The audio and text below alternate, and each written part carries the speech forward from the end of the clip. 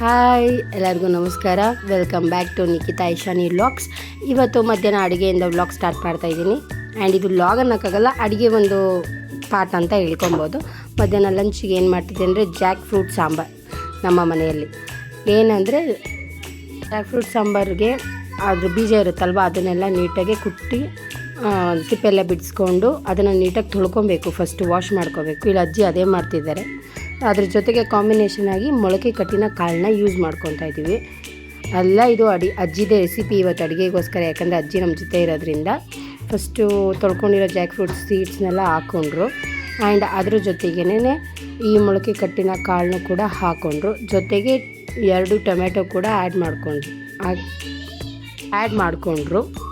ಇದಕ್ಕೆ ಟೈಟಲ್ ಇಟ್ಟಿದ್ದೀನಿ, ಏನು ಅಂದರೆ ಅಡುಗೆ ವಿತ್ ಅಜ್ಜಿ ಅಂತ ಸಿಂಪಲಾಗಿ ಒಂದು ಟೈಟಲ್ ಇಟ್ಕೊಂಡಿದ್ದೀನಿ.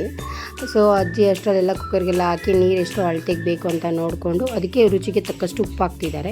ಯಾಕೆ ಸಾಲ್ಟ್ ಇವಾಗಲೇ ಹಾಕ್ತಿದ್ದಾರೆ ಅಂದರೆ ಕಾಳು ಮತ್ತು ಅಲಸಂದೆ ಕಾಳೆಲ್ಲ ನೀಟಾಗಿ ಸಾಲ್ಟನ್ನು ಹಿಡೀಲಿ ಅಂತ ಹಾಕ್ತಿದ್ದಾರೆ. 2 ವಿಸಿಲ್ಸನ್ನು ಮಾಡ್ಕೊತಾ ಇದ್ದಾರೆ ಇದರಲ್ಲಿ. ಸೊ ಒಂದು ಕಡೆ ಹುಣಸೆ ಹಣ್ಣನ್ನು ಸ್ವಲ್ಪ ಒಂದು ತಂಬು ಫಿಂಗರಷ್ಟನ್ನು ನೆನೆಸಿದ್ದಾರೆ. ಯಾಕೆಂದರೆ ಇದು ಯೂಸ್ ಆಗುತ್ತೆ ಅನ್ನೋಕ್ಕೋಸ್ಕರ.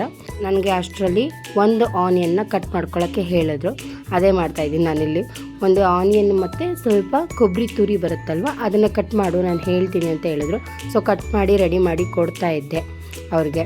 ಅದರಲ್ಲಿ ಮಧ್ಯದಲ್ಲಿ ಬೇರೆ ನಾನು ಅವ್ರಿಗೆ ಮಧ್ಯದಲ್ಲಿ ತಲೆ ತಿಂತಿದ್ದೆ. ದಪ್ಪಗೆ ಬೇಕಾ, ಸಣ್ಣಗೆ ಬೇಕಾ, ಮೀಡಿಯಮಿಗೆ ಬೇಕಾ, ಬೇಯುತ್ತಾ ಇದು ಅಂತೆಲ್ಲ ಕೇಳ್ತಾಯಿದ್ದೆ. ಸೊ ಒಂದು ತಪ್ಪಲೆಯಲ್ಲಿ ಬರೀ ನೀರು ಹಾಕಿಬಿಟ್ಟು ಗ್ಯಾಸ್ ಆನ್ ಮಾಡಿದ್ರು. ಅದಕ್ಕೆ ನಾವು ಕಟ್ ಮಾಡಿಟ್ಕೊಂಡಿರುವಂಥ ಈರುಳ್ಳಿನ ಹಾಕಬೇಕಿತ್ತು. ಹಾಕಿದೆ. ಹೇಳ್ತಾಯಿದ್ರು ಅಜ್ಜಿ ಪಕ್ಕದಲ್ಲಿ ನಿಂತ್ಕೊಂಡು ಹೆಂಗೆ ಹಾಕಬೇಕು ಅಂತ ಹೇಳಿ ಹಾಕಿದೆ. ಕೊಬ್ಬರಿ ತುರಿತಾ ಇದ್ದೆ ಅಂತ. ಸೊ ಅದರದೊಂದು ಸ್ವಲ್ಪ ಒಂದು ಅರ್ಧ ಕೊಬ್ಬರಿಗಿಂತ ಚೂರು ಕಮ್ಮಿಯಾಗಿ ಕೊಬ್ಬರಿ ತುರ್ಕೊಂಡು, ಇಲ್ಲ ಕಾಯಿ ಆದರೂ ಯೂಸ್ ಮಾಡ್ಬೋದಂತ ನಾನು ಡ್ರೈ ಕೊಬ್ಬರಿ ಜಾಸ್ತಿ ಯೂಸ್ ಮಾಡೋದ್ರಿಂದ ಅದನ್ನೇ ಹಾಕೋತಾ ಇದ್ದೀನಿ ಇಲ್ಲಿ. ಸೊ ಆಮೇಲೆ ಇದಕ್ಕೇನೆ ಸಾಂಬಾರು ಪುಡಿ ಹಾಕ್ತಾಯಿದ್ದಾರೆ ಅಜ್ಜಿ. ಅವ್ರಿಗೆ ಅಳತೆ ಕೇಳಿದ್ದಕ್ಕೆ ನನಗೆ ಅಳತೆಲ್ಲ ಗೊತ್ತಾಗಲ್ಲಪ್ಪ, ನಾವು ಯಾವಾಗಲೂ ಸೌಟಲ್ಲೇ ಹಾಕೋದು ಅಂತ ಹೇಳ್ಬಿಟ್ಟು ತೋರಿಸ್ತಾಯಿದ್ರು. ನಾನು ಹೇಳಿದೆ ವೀಡಿಯೋ ಮಾಡ್ತಾಯಿದ್ದೀನಿ ತೋರಿಸಿ ಅದು ಹೇಳಿದ್ದಕ್ಕೆ ಅವರು ತೋರಿಸ್ತಾಯಿದ್ರು. ಈ ಥರ ನೋಡಿ ಇಷ್ಟು ಹಾಕ್ಕೋಬೇಕು, ನೀಟಾಗಿ ಹಾಕ್ಕೊಂಡು ಕಲಿಸ್ಬಿಟ್ಟು ಅದನ್ನು ಮಳ್ಳೋದಕ್ಕೆ ಸಣ್ಣ ಮಾಡಿ ಬಿಟ್ಬಿಟ್ಟಿರಬೇಕು. ಅಷ್ಟರಲ್ಲಿ ಇದು ಕೂಡ ಪಕ್ಕದಲ್ಲಿ ಗ್ಯಾಸ್ ಒಳಗೆ ಏನೇನು ಇಟ್ಟಿದ್ದೀವಲ್ವ ಅದು ಕೂಡ ಕೂಗುತ್ತೆ ಅಂತ ಹೇಳ್ತಿದ್ರು ನನಗೆ. ನಾನು ಪಕ್ಕದಲ್ಲಿ ನಿಂತು ನೋಡ್ಕೋತಾ ಇದ್ದೆ. ನೋಡಿ ಆಲ್ರೆಡಿ ಒಂದು ವಿಸಿಲ್ ಕೂಡ ಆಯಿತು. ಅಜ್ಜಿ ಕೂಡ ಬೇಯ್ತಾ ಇದೆ ಅಂತ ತೋರಿಸ್ತಾಯಿದ್ರು ನನಗೆ. ಆಲ್ರೆಡಿ ಒಂದು ಪ್ಲೇಟ್ ಮುಚ್ಚಿ ಒಂದು 5 to 10 ಮಿನಿಟ್ಸ್ ಬಿಟ್ಟು. ಇಲ್ಲಿ ವ್ಲಾಗ್ ನನಗೆ ಸ್ವಲ್ಪ ಮಿಸ್ ಆಯಿತು. ಯಾಕೆ ಅಂದರೆ ನಾನು ಹೋಗಿ ಬರೋಷ್ಟರಲ್ಲಿ ಅಜ್ಜಿ ಆಲ್ರೆಡಿ ಕುಕ್ಕರ್ ವಿಸಿಲ್ ತೆಗೆದು ಅದನ್ನು ಹಾಕಿಬಿಟ್ಟಿದ್ರು. ಬಟ್ ಟೊಮೆಟೊ ಎಲ್ಲ ಇನ್ನೂ ಏನೂ ಹಾಕಿರಲಿಲ್ಲ. ಸೊ ಬಂದು ನಾನು ವೀಡಿಯೋ ಮಾಡೋಕ್ಕೆ ಸ್ಟಾರ್ಟ್ ಮಾಡಿದೆ. ಒಂದು ಬಟ್ಲೆ ಎತ್ಕೊಂಡು ಫಸ್ಟು ಹುಣಸೆ ಹಣ್ಣು ಇರುತ್ತಲ್ವಾ, ಅದನ್ನು ನೀಟಾಗಿ ಎಲ್ಲನೂ ಪಲ್ಪನ್ನೆಲ್ಲ ಬೇರೆ ಮಾಡಿಕೊಂಡು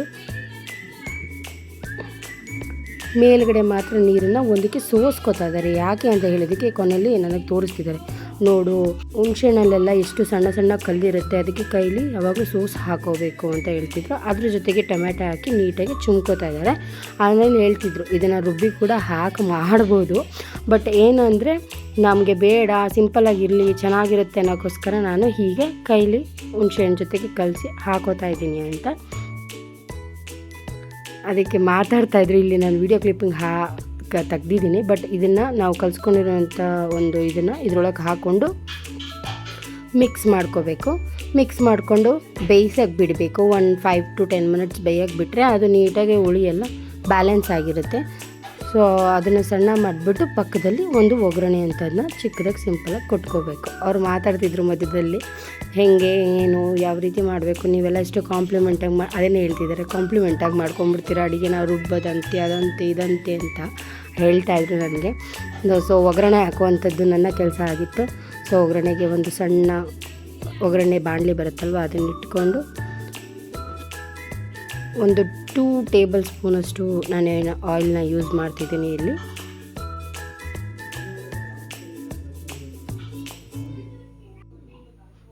ಓಕೆನಾ, 2 ಇಂದ 3 ಟೇಬಲ್ ಸ್ಪೂನಷ್ಟು ಆಯಿಲ್ ಯೂಸ್ ಮಾಡ್ತಿದ್ದೀನಿ. ನಾನು ಆಯಿಲ್ ಯಾವುದು ಯೂಸ್ ಮಾಡ್ತಿದ್ದೀನಿ ಅಂತ ಹೇಳಿಲ್ಲ ನಿಮಗೆ. ನಾನು ಸನ್ಫ್ಲವರ್ ಆಯಿಲ್ನ ಯೂಸ್ ಮಾಡ್ತಾಯಿದ್ದೀನಿ. ಸೊ ಹಾಕ್ಕೊಂಡು ಅದು ಕಾದಿದ ತಕ್ಷಣ ಸಾಸಿವೆ, ಫಸ್ಟು ಹಾಕಿ ಅದು ಪಟ ಪಟ ಅನ್ನೋವರೆಗೂ ವೆಯ್ಟ್ ಮಾಡಬೇಕು. ಸೊ ಸಾಸಿವೆ ಹಾಕಿ ಜೀರಿಗೆ ಸ್ವಲ್ಪ, ಯಾಕಂದರೆ ಜೀರಿಗೆ ಒಳ್ಳೆಯದು ಇದ್ದರೆ ಹಾಕೊಬೋದು. ಇಲ್ಲಿ ನಾನು ಒಂದು ಸ್ಟೆಪ್ ಮಿಸ್ ಮಾಡಿದ್ದೀನಿ, ಆಮೇಲೆ ಹೇಳ್ತೀನಿ ಏನು ಅಂತ. ಸೊ ಆದಮೇಲೆ ಕರಿಬೇವಿನ ಸೊಪ್ಪು ಹಾಕ್ಕೋಬೇಕು. ನನ್ನ ಹತ್ರ ಒಣಗಿರೋದಿತ್ತು, ಅದಕ್ಕೆ ಅದನ್ನೇ ಯೂಸ್ ಮಾಡ್ತಾಯಿದ್ದೀನಿ.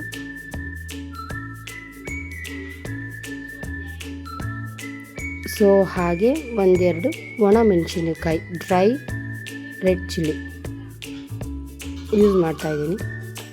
ಇಲ್ಲೇ ನಾನು ಮಿಸ್ಟೇಕ್ ಮಾಡಿದ್ದು ಏನು ಅಂದರೆ, ಅಜ್ಜಿ ಹೇಳ್ತಾನೆ ಇದ್ದರು, ಒಂದು ಬೆಳ್ಳುಳ್ಳಿ ಪೂರ್ತಿ ಕುಟ್ಟಿ ಹಾಕು ಒಗ್ಗರಣೆಗೆ, ಚೆನ್ನಾಗಿರುತ್ತೆ, ಟೇಸ್ಟು ರುಚಿಯಾಗಿರುತ್ತೆ, ಗಮ್ ಅನ್ನುತ್ತೆ ಸಾಂಬಾರು ಅಂತ. ನಾನು ಅದನ್ನು ಮರ್ತ್ಕೊಂಡೇ ಬಿಟ್ಟೆ. ಆ್ಯಂಡ್ ಅಜ್ಜಿನೂ ಇನ್ನೊಂದ್ಸಲ ಹೇಳೋದು ಮರ್ತೋದ್ರು. ನಾನು ಅವ್ರನ್ನ ಅವ್ವ ಅಂತ ತುಂಬ ಕರೆಯೋದು, ಅವರು ಮರ್ತೋದ್ರು. ನಾನು ಮತ್ತೆ ಕೇಳೋಕೆ ಹೋಗಲಿಲ್ಲ, ಅಲ್ಲಿ ಆಲ್ರೆಡಿ ಸಾಂಬಾರು ಕುದೀತಿತ್ತು. ನಾನೇನು ಮಾಡಿದೆ, ತೆಗೆದ್ಬಿಟ್ಟು ಹಾಕಿಬಿಟ್ಟೆ. ನಾನು ಅಜ್ಜಿಗೆ ಟೇಸ್ಟ್ ಮಾಡೋಕ್ಕೆ ಕೊಟ್ಟಾಗ್ಲೇ ಗೊತ್ತಾಗಿತ್ತು ಇದು ಸಾಂಬಾರಿಗೆ ಬೆಳ್ಳುಳ್ಳಿ ಹಾಕೋದನ್ನ ಪೂರ್ತಿ ಮರ್ತ್ಕೊಬಿಟ್ಟಿದ್ದೀವಿ ಅಂತ. ಬಟ್ ಹಾಗೂ ಸಾಂಬಾರು ಸೂಪರಾಗಿತ್ತು. ಏನಿಲ್ಲ, ತುಂಬ ಹೊತ್ತು ತೊಗೊಳ್ಳಲ್ಲ, 20 to 25 ಮಿನಿಟ್ಸ್ ತೊಗೊಳುತ್ತೆ, ಅಂದರೆ ಎಲ್ಲ ಕಂಪ್ಲೀಟಾಗಿ ಹಾಕೋಕ್ಕೆ. ಸೊ ಸೂಪರಾಗಿತ್ತು ಸಾಂಬಾರು. ಯಾವುದು ರುಬ್ದಾನೆ, ಮಿಕ್ಸಿ ಯೂಸ್ ಮಾಡ್ತಾನೆ, ತೆಂಗಿನಕಾಯಿ ಯೂಸ್ ಮಾಡ್ದೇ ಮಾಡಬೇಕು ಅಂದರೆ ಈ ಸಾಂಬಾರು ಪರ್ಫೆಕ್ಟಾಗಿರುತ್ತೆ. ಆ್ಯಂಡ್ ಹೇಳ್ತಾಯಿದ್ರು ನನ್ನ ಮಗನ ಎತ್ಕೊಂಡು, ನೋಡಿ ಇಷ್ಟೇ ಸಿಂಪಲ್ ಅಂತ ಎಲ್ಲ ಹೇಳ್ತಾಯಿದ್ರು. ಅವ್ರಿಗೆ ನಾವು ಮಾಡೋದಕ್ಕಿಂತ ಅವ್ರು ಮಾಡೋ ಅಡುಗೆನೇ ತುಂಬ ಇಷ್ಟ ಆಗುತ್ತೆ. ಸೊ ಅದಕ್ಕೆ ಹೇಳಿಸ್ಕೊತಾ ಇದ್ದೆ, ಅವ್ರು ಬಂದಾಗ ಒಂದೊಂದು ಹೇಳಿಸ್ಕೊತಾ ಇರ್ತೀನಿ. ಓಕೆವಾ, ನಾನು ಟೇಸ್ಟ್ ಮಾಡೋಕ್ಕೆ ಕೊಟ್ಟಾಗ ಅಜ್ಜಿ ತಿಂದು ನೋಡಿ ಹೇಳಿ ಹೆಂಗಿದೆ ನೀವು ಮಾಡಿದ ಸಾಂಬಾರು ಅಂತ ಕೇಳ್ತಾ ಇದ್ದೆ. ಸೊ ಆವಾಗ ಅವರು ತಿಂದು ಹೇಳ್ತಾಯಿದ್ರು, ನೋಡಿ ತಿಂದು ಸೂಪರಾಗಿದೆ, ಓಕೆ ನೀನು ಮಾಡೋದು ಚೆನ್ನಾಗಿಲ್ಲ ಅಂತ. ಅವ್ರು ಆ್ಯಕ್ಷನ್ ಬೇರೆ